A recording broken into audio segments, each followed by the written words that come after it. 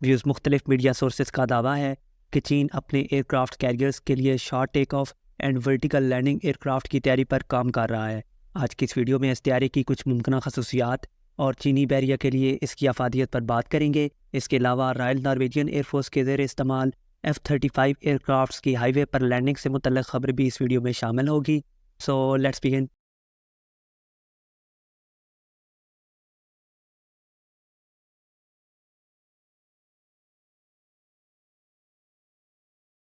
ویز navy recognition کے خبر کے مطابق Chinese aviation industry short take off and vertical landing خصوصیات کے حامل کیریئر بیسڈ ایئر کرافٹ کی تیاری پر کام کر رہی ہے، جو چینی بحریہ کے مستقبل میں سر انجام دیے جانے والے آپریشنز میں خصوصی اہمیت کے حامل ہوں گے۔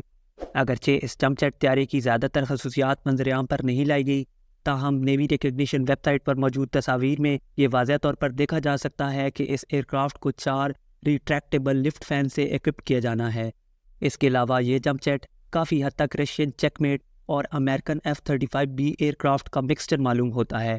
اس حوالے سے ایروسپیس نالج میگزین کے editor in chief Wang Yan نے بتایا کہ short take off and vertical landing aircraft یعنی STOVL تیاری کی انجن ڈیولپمنٹ پر کام کا آغاز کیا جا چکا ہے، جبکہ اسی سال مارچ میں چین کی ایک معروف ایویشن کمپنی نے بھی دعویٰ کیا کہ اس کی 2 سبسیڈریز ایوک چینگڈو گروپ اور China aviation engine establishment short take off and vertical landing aircraft میں انٹیگریٹ کیے جانے والے انجن کی تیاری کے لیے پہلے ہی معاہدہ کر چکی ہیں۔ Conventional fixed wing aircraft کے مقابلے میں STOVL فائٹر جیٹس انتہائی کم وقت میں اڑان بھرنے کی صلاحیت رکھتے ہیں، جبکہ نہایت تھوڑی جگہ پر ایڈجسٹیبل ہونے کی بدولت انہیں شپ کے ڈیک یا ہینگر میں رکھنا آسان ہوتا ہے۔ یاد رہے کہ 1960 کی دہائی میں برٹن نے ہاکر سڈلی ہیریئر نامی پہلا سب سونک STOVL ایئر کرافٹ بنایا، جسے دنیا بھر میں بے پناہ پذیرائی حاصل ہوئی، جبکہ تقریباً تمام تر ترقی یافتہ ممالک کی نیویز کے زیر استعمال STOVL ایئر کرافٹ اسی ہیریئر ڈیزائن پر بیسڈ ہیں۔ ویوز یہ پہلا ایسا موقع نہیں کہ جب چین نے اس طرح کے short take off and vertical landing aircraft بنانے کا ارادہ کیا ہے۔ اس سے پہلے چین نے 1960 کی دہائی میں fixed wing STOVL aircraft کی تیاری پر کام کا آغاز کیا، جسے بعد میں تکنیکی دشواریوں کی وجہ سے ترک کر دیا گیا۔ 1970 میں ایک بار پھر PLA کی جانب سے ہاکر سڈلی ہیریئر طیارے کی خریداری کا فیصلہ کیا گیا، مگر بہت زیادہ کاسٹلی ہونے کی وجہ سے اس بار بھی یہ پروگرام بند کرنا پڑا۔ وانگ کا کہنا تھا کہ اس دفعہ PLA نیوی نے صحیح وقت پر صحیح فیصلہ کیا، کیونکہ چین کو اپنی ایمفیبیس کیپیبلٹیز بڑھانے کے لیے ان STOVL طیاروں کی اشد ضرورت ہے۔ ویوز یاد رہے کہ PLA نیوی اس وقت 2 aircraft carriers CNS Liaoning اور CNS شینڈونگ آپریٹ کر رہی ہے، جن پر J-15 long range aircraft تعینات کیے گئے ہیں۔ فرض کریں کہ اگر مستقبل قریب میں چین اور کسی دوسرے ملک کے درمیان جنگ چھڑتی ہے تو ان ایئر کرافٹ کیریئرز پر موجود کم تعداد J-15 طیاروں کو بیک وقت طویل فاصلے پر جنگ لڑنے کے ساتھ ساتھ ان کیریئر گروپس کی حفاظت کو بھی یقینی بنانا ہوگا۔ نتیجتاً بڑے کیریئر گروپس کو چھوٹے چھوٹے حصوں میں تقسیم کرنا پڑے گا، جس سے ان طیاروں کی اوور آل کارکردگی متاثر ہو سکتی ہے۔ وہیں اگر چین کے پاس STOVL ایئر کرافٹس موجود ہوں تو یہ طیارے دشمن ایئر کرافٹس کے خلاف دفاع، جبکہ J-15 طویل فاصلے پر فضائی حکمت عملی کرتے ہوئے اوفنسو رول میں جنگ کی کامیابی کو یقینی بنا سکتے ہیں۔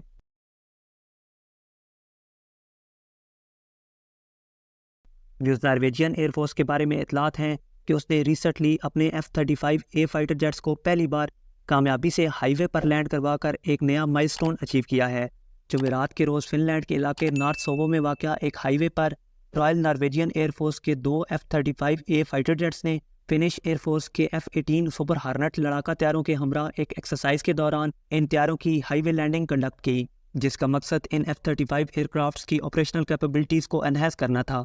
اس حوالے سے royal Norwegian air force chief major general Rolf Folland کا کہنا تھا کہ یہ ہائی وے لینڈنگ ان طیاروں کی قابلیت کا منہ بولتا ثبوت ہے، جبکہ اس طرح کی سرگرمی سے نہ صرف یہ طیارے چھوٹے رن وے پر بآسانی لینڈ کرنے کے قابل ہوں گے، بلکہ جنگ کے دوران ان ایئر کرافٹس کی سروائیویبلٹی میں بھی اضافہ ہوگا۔ ویوز اگرچہ ان F-35 جیٹس کو ڈریگ چوٹ پاڈ سے لیس کیا گیا تھا، جس سے IC رن وے پر لینڈنگ کے دوران طیارے کی رفتار کم کرنے میں مدد ملتی ہے، تاہم حکام کا دعویٰ ہے کہ اس لینڈنگ ایکسرسائز کے دوران F-35 کی جانب سے ڈریگ چوٹ پاڈ کا استعمال نہیں کیا گیا۔ رالف فالینڈ کا مزید کہنا تھا کہ F-35 کی یہ کامیاب لینڈنگ نہ صرف ناروے بلکہ نیٹو اور دیگر نارڈک ممالک کے لیے بھی بڑے اعزاز کی بات ہے۔ یاد رہے کہ نارڈک کنٹریز دراصل Norway, Denmark, Finland, Iceland اور سویڈن پر مشتمل خود مختار ریاستوں کا جیوگرافیکل ریجن ہے، اور تقریباً ان تمام ممالک کی ایئر فورسز پچھلے کئی سالوں سے F-35 ایئر کرافٹس آپریٹ کر رہی ہیں۔ امید ہے اس ویڈیو سے آپ کی معلومات میں اضافہ ہوا ہوگا۔ ویڈیو اچھی لگی تو لائک اور سبسکرائب کرنا نہ بھولیں۔ ملتے ہیں اپنی نئی ویڈیو میں، تب تک کے لیے اللہ حافظ۔ پاکستان زندہ باد۔